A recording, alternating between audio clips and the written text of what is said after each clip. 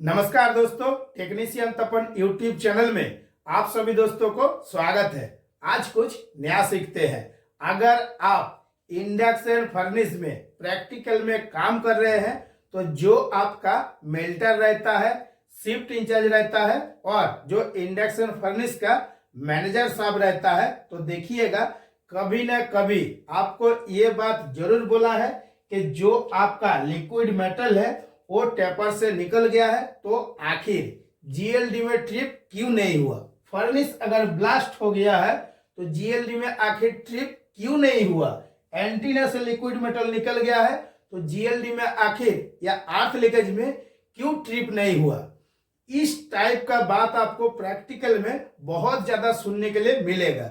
अगर आपको सुनने के लिए मिल रहा है तो इतना जान लीजिए कि जो आपका मेल्टर है, शिफ्ट इंचार्ज है या मैनेजर साहब है, नॉलेज ये इंडक्शन फर्नेस के बारे में बारीकी से नहीं बनाया है।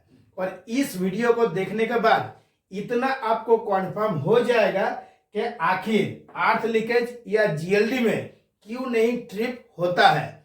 जब आप प्रैक्टिकल में काम करते हैं इंडक्शन फर्नेस में, जिसको हम लोग क्रूसिबल या भट्टी बोलते हैं, तो जब आपका फर्नेस नया आता है उस टाइम देखिएगा सबसे पहले कौन सा काम किया जाता है ना, जो आपका एसएस और कॉपर का कॉयल रहता है, कॉयल कोटिंग किया जाता है। तो ये किस टाइप से होता है ना, इसमें आपका दो टाइप का व्हाइट सीमेंट का उपयोग किया जाता है। व्हाइट ए और के मिला के ही कॉयल कोटिंग होता है। जो आपका पानी का उपयोग किया जाता है, एक तो आपका डिस्टिल वाटर रहता है, नहीं तो आपका डीएम वाटर रहता है, क्योंकि ये दोनों पानी में जो आपका आयरन का मात्रा है ये बिल्कुल भी नहीं रहता है।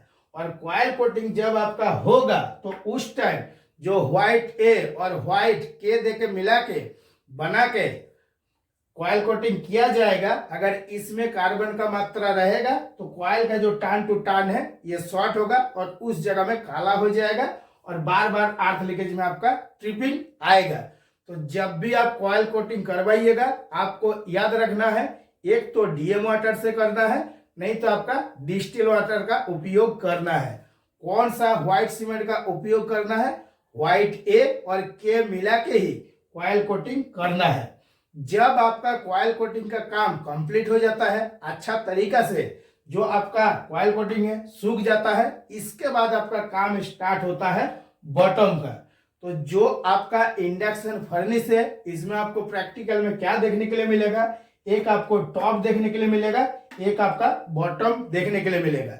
लेकिन जब आपका बॉटम को अच्छा तरीका से बनाया जाएगा उस टाइम एक एंटीना का उपयोग किया जाता है। ये जो आपका सिंबल है ये आपका एंटीना है। तो ये जो ऊपर वाला डंडा है ये क्या है ना, ये एसएस वायर का उपयोग किया जाता है। और बहुत सा जगह में आपको 6 mm का या 8 mm का इस टाइप से ही एसएस वायर देखने के लिए मिलेगा। इसके नीचे एक एसएस प्लेट रहता है और प्लेट के साथ एक एसएस का जो रॉड है इसको वायरिंग किया हुआ रहता है और ये सीधा बॉटम में एक खोला रहता है, इसके नीचे आके निकलता है। यहाँ से एक 95 स्क्वायर mm का कॉपर का केबल लैक्सिंग करके अर्थ के साथ आपका टाइट किया हुआ रहता है।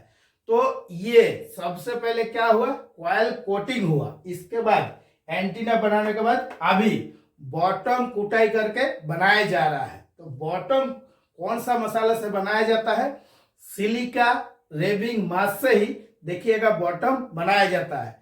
इसको हम लोग रिफैक्ट्री भी बोलते हैं। तो ये जो आपका बॉटम बनाता है तो किस हिसाब से बनता है ना, जो फॉर एग्जाम्पल मेगाथर्म कंपनी का एसएफसी पैनल है तो कंपनी एक आपका डायग्राम भेजता है कि बॉटम आपको कितना इंची का चाहिए, क्योंकि ज्यादा मोटा बॉटम बना दीजिएगा तो आपका कंटिन्यू करंट लिमिट में ही चलने लगेगा। इसीलिए एज पर ड्राइंग जो कंपनी जितना इंची का बोलता है उतना इंची का ही बॉटम बनाना चाहिए। अभी कोई कोई जगह में आपको बहुत मोटा भी बनाते हुए देखने के लिए मिलेगा। तो जो ड्राइंग रहता है इसमें जो आपका एंटीना है, एंटीना का भी आपका डिटेल्स दिया हुआ रहता है कि आपको 8 इंची का बनाना है या 9 इंची का बनाना है या 10 इंची का बनाना है, क्योंकि बहुत सा जगह में आपको छोटा फर्नेस भी देखने के लिए मिलेगा, बहुत सा जगह में आपको बहुत बड़ा बड़ा भी फर्नेस देखने के लिए मिलेगा। एक जैसा एंटीना का उपयोग नहीं किया जाता है। जब आपका कॉइल कोटिंग हो जाता है, इसके बाद बॉटम का कुटाई हो जाता है, तो एक फार्मा का उपयोग किया जाता है। किस लिए उपयोग किया जाता है? क्योंकि आपको जो सिलिका रेबिंग मास है इससे लाइनिंग करना है। तो फर्मा को आप डाल दिए हैं, फर्मा को डालने के बाद दिखेगा फर्मा का अलाइनमेंट किया जाता है। अलाइनमेंट इसलिए किया जाता है कि जो आप सिलिका रेबिंग मास से लाइनिंग कीजिएगा, चारों तरफ से जो मसाला है वो बराबर घुसे। जब आपका लाइनिंग होता है उस टाइम वाइब्रेटर मशीन का उपयोग किया जाता है। किस लिए? ना मसाला को सेट करने के लिए। कोई भी जगह में आपका गैप रहना नहीं चाहिए। बहुत सा जगह में आपको क्या देखने के लिए मिलेगा, एक होता है आपका पैचिंग, दूसरा होता है लाइनिंग और तीसरा होता है आपका कॉइल कोटिंग। तो यहाँ पे जो हम इंडक्शन फर्नेस का डायग्राम भी बनाए हैं, सेम टू सेम आपको देखने के लिए मिलेगा। ये हो गया आपका फर्मा और इसके अंदर में स्पॉन्ज या स्क्रैप चार्जिंग होता है। इसके बाद क्या रहता है ना, पैचिंग रहता है। पैचिंग देखिएगा दो टाइप का होता है, एक तो सिलिका रेबिंग मास देके नया से किया जाता है और दूसरा हॉट पैचिंग भी किया जाता है। थोड़ा थोड़ा छील के फिर दोबारा हॉट पैचिंग का फर्मा डाल के किया जाता है। इसके बाद आपका क्या रहता है, लाइनिंग रहता है। लाइनिंग के बाद रहता है क्या ना, कॉइल कोटिंग। तो यहाँ पे जितना सारा लेयर आपको देखने के लिए मिल रहा है, प्रैक्टिकल में जब आप काम कीजिएगा इतना सारा ही देखने के लिए मिलेगा। बहुत सा जगह में अभी के डेट में पैचिंग नहीं किया जाता है, डायरेक्ट साइड लाइनिंग किया जाता है। और हर बार ये जो बॉटम है ये भी बनाया नहीं जाता है। एक फॉर एग्जाम्पल, अगर आप 25 टन का फर्नेस में काम कर रहे हैं तो जो आपका सिलिका रेबिंग मास है बिल्कुल नया, ये कितना बैग लगता है ना, जो है आपका 50 केजी का देखिएगा 180 बैग लगेगा। ठीक है। इसके बाद जो आपका सिलिकेट है ये कितना लगता है ना, एक 25 टन का फर्नेस में आपका 50 केजी सिलिका का उपयोग किया जाता है, यानी कि जिसको हम लोग सिलिकेट के नाम से जानते हैं। हाथ धोने के लिए भी काम करता है कि सिलिकेट कितना केजी लगेगा ना, 50 केजी लगेगा। इसके बाद और क्या लगता है ना, जो आपका लोकल का मसाला रहता है, और लोकल मसाला कितना लगता है ना, आपको देखने के लिए मिलेगा 50 बैग। ये आपका कहां पे देखने के लिए मिलेगा ना, जो आपका प्लेटफॉर्म है, यानी कि जो आपका टॉप है, ये जो प्लेटफॉर्म है इसका, इसमें क्या होता है, लोकल मसाला का उपयोग किया जाता है। ठीक है। तो इसको जब आप टोटल करके देखिएगा तब आपको पता चलता है कि 25 टन का फर्नेस को लाइनिंग करने में टोटल कितना मसाला का उपयोग किया जाता है। यानी कि जो आपका सिलिका रेबिंग मास का उपयोग किया जाता है 180 हो गया आपका एक लाइनिंग करने के लिए। उस टाइम बॉटम का मसाला का कैलकुलेशन नहीं किया जाता है, ऑलरेडी बॉटम बना हुआ रहता है। उसके बाद 180 बैग, हर बैग आपका एक बैग कितना केजी है, 50 केजी का है। फिर जो आपका सिलिकेट है ये आपका लगता है 50 केजी। इसके बाद जो लोकल मसाला है ये लगता है आपका 50 बैग। इसको भी आप प्रैक्टिकल में मिला के देख सकते हैं। अभी जब आपका फर्नेस चलाने के लिए पावर आ रहा है, फर्नेस सेलेक्टर स्विच होते हुए पावर केबल की मदद से ऑक्टोपस बस बार में सप्लाई आ रहा है, जो आपका कॉपर का कॉइल है इसमें हम लोग सप्लाई देते हैं।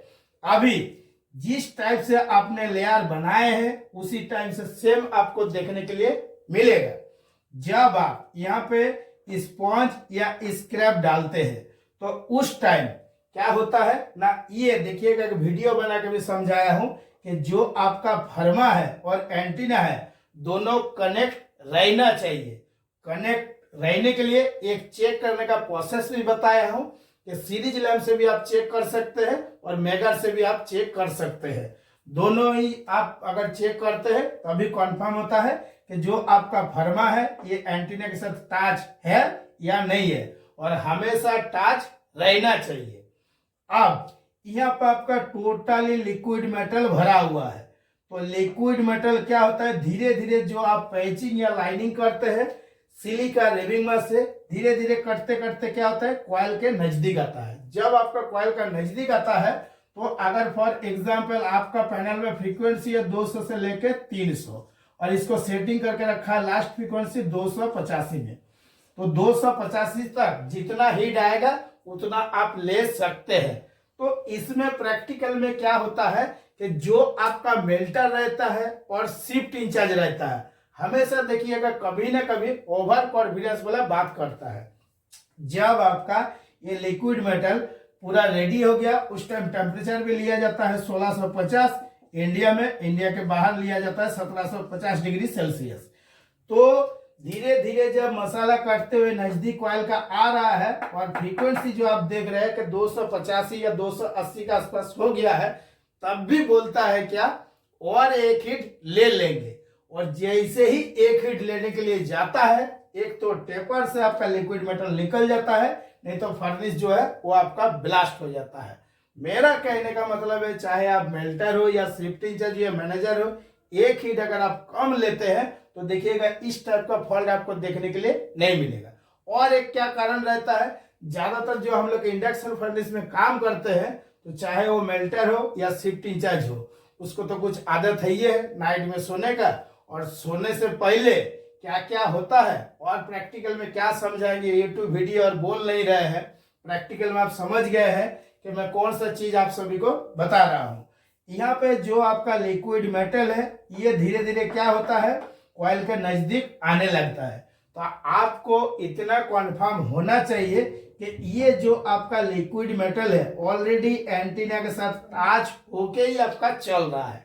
अगर एंटीना के पास आप देख रहे हैं कि एंटीना लाल हो रहा है, इसका मतलब है कि जो आपने बॉटम बनाए हैं, बॉटम धीरे धीरे कटते हुए नीचे तरफ आ रहा है, और एंटीना जब लाल दिखेगा इसका मतलब है ये जो लिक्विड मेटल है ये अपना एरिया बना रहा है। जब एरिया बनाएगा तो जो आपका दोनों तरफ से है लिक्विड मेटल निकलने के लिए रास्ता बिल्कुल भी नहीं है।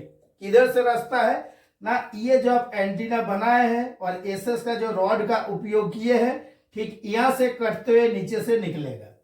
तो जब नीचे से निकलेगा उस टाइम क्या जीएलडी या अर्थ लीकेज में ट्रिप होगा, बिल्कुल भी कभी भी नहीं होगा। और इस चीज को आप प्रैक्टिकल में मिला के देखना भी चाहिएगा, तो देख सकते हैं। अगर ट्रिप होना रहता तो ऑलरेडी लिक्विड मेटल के साथ एंटीना टच होके ही तो चल रहा है। अब क्या लिक्विड मेटल एंटीना के नीचे से निकलेगा तो जीएलडी में ट्रिप होगा, जिंदगी में कभी भी ट्रिप नहीं होगा।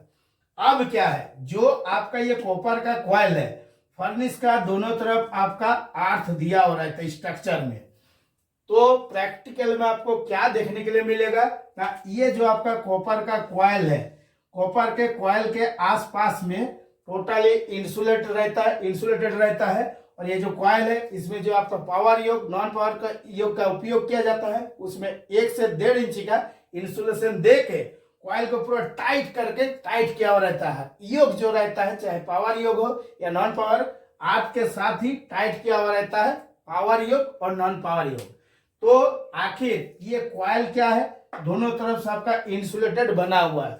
जैसे ही इसके नजदीक में कॉइल और अर्थ यानी कि इसके बीच में चाहे स्पॉन्ज आ जाए या स्क्रैप आ जाए, तुरंत आपका ध्राम से आवाज करता है और अर्थ लीकेज में ट्रिप आ जाता है। इसका मतलब है जो आप कॉपर कॉइल में पावर दिए हैं तो पावर देने में आपका कोई दिक्कत नहीं है। यहां से अर्थ आके कॉइल में जब टच हो रहा है, इसको जाने के लिए ग्राउंड में रास्ता मिल जा रहा है। यानी कि जब जब कहीं से भी आपका आने के बाद, ग्राउंड होने के बाद, या अर्थ जो इतना दूर आकर रुका हुआ, इसके बीच में जैसे ही स्पॉन्ज या स्क्रैप गिरेगा तभी आपका अर्थ लीकेज में ट्रिप होगा।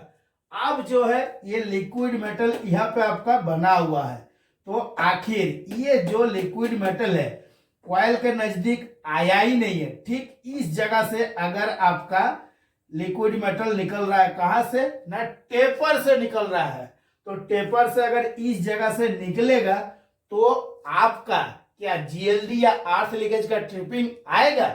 जिंदगी में कभी भी नहीं आएगा।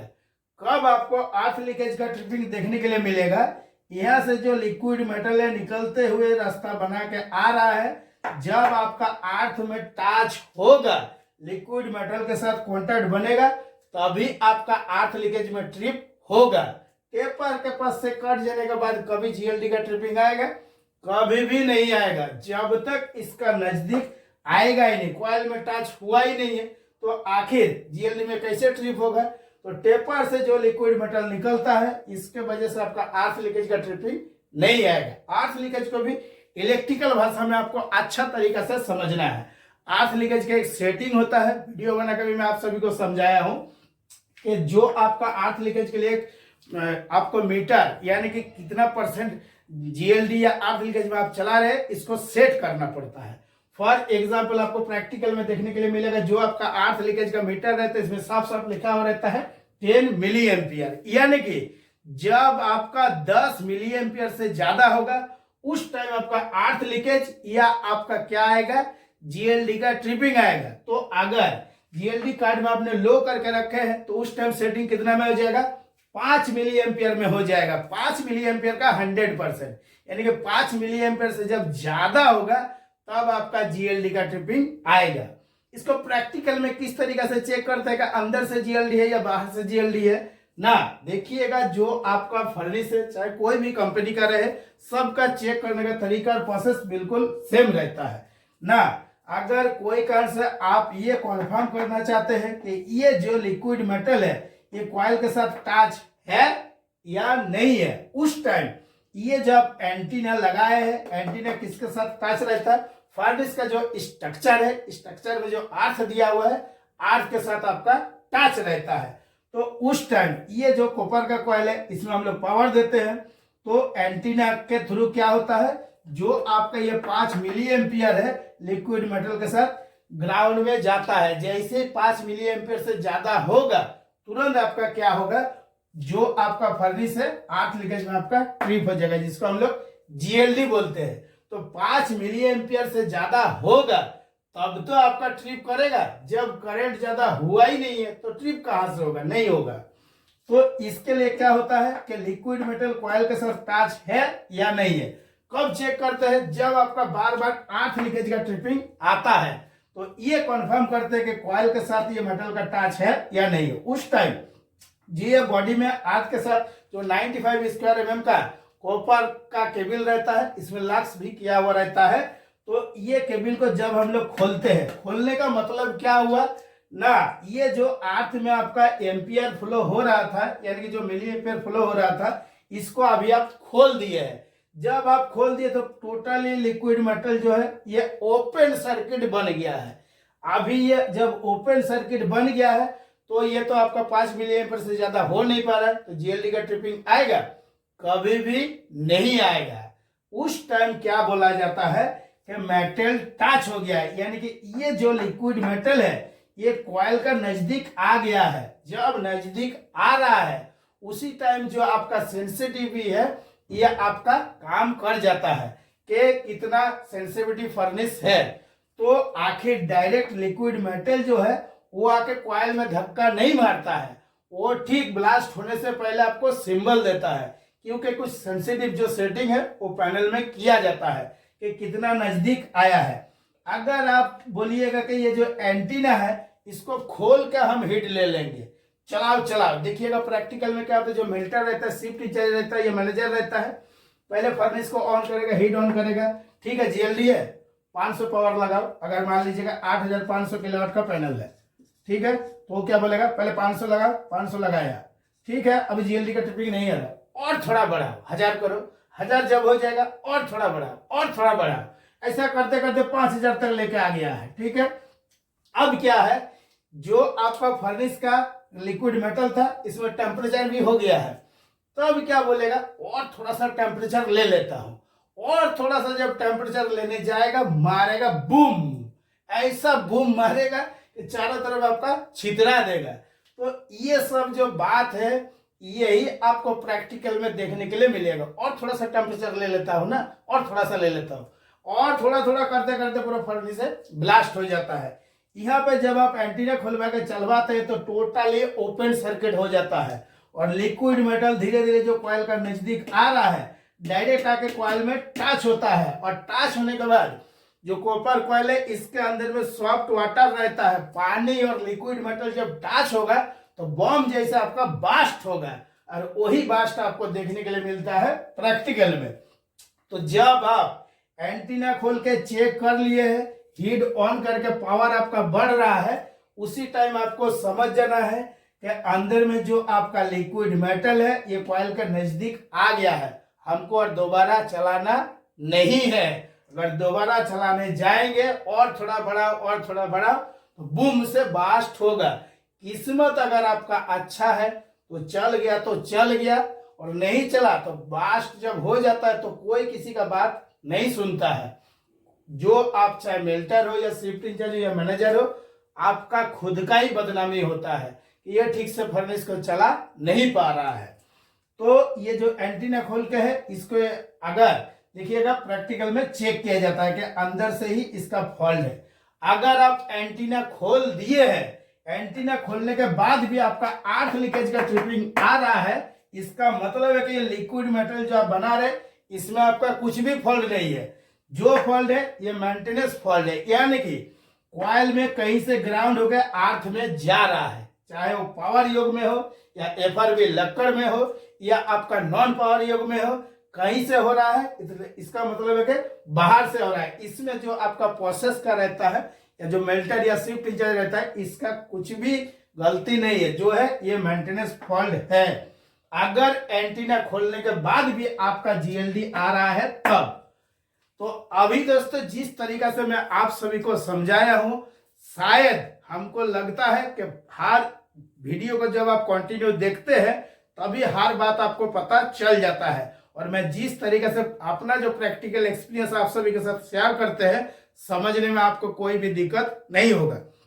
अगर फिर भी कोई दिक्कत है तो हमारे ऑनलाइन क्लास है, आप ऑनलाइन क्लास ज्वाइनिंग करके हर एक बात जो है फर्नेस के बारे में पूछ के अपना जो खुद का प्रैक्टिकल एक्सपीरियंस है बहुत एडवांस बना सकते हैं। और आज इस वीडियो में मैं जिस तरीके से एक्सप्लेन करके समझाया हूं, प्रैक्टिकल में एक बार जरूर मिला कर देख लीजिएगा सेम टू सेम मैच हो रहा है या नहीं हो रहा है। गूगल मीट एप्लीकेशन में ऑनलाइन क्लास होता है, 30 टॉपिकों पर मैं खुद क्लास देता हूं। अगर आप चाहे रोलिंग मिल में हो या ब्लॉक मिल में हो या एचएसएम में, कोई भी फील्ड में काम कर रहे हैं, हर सभी फ्रेंड के लिए ऑनलाइन क्लास आपका अवेलेबल है। आज के वीडियो के लिए नमस्कार, जय हिंद।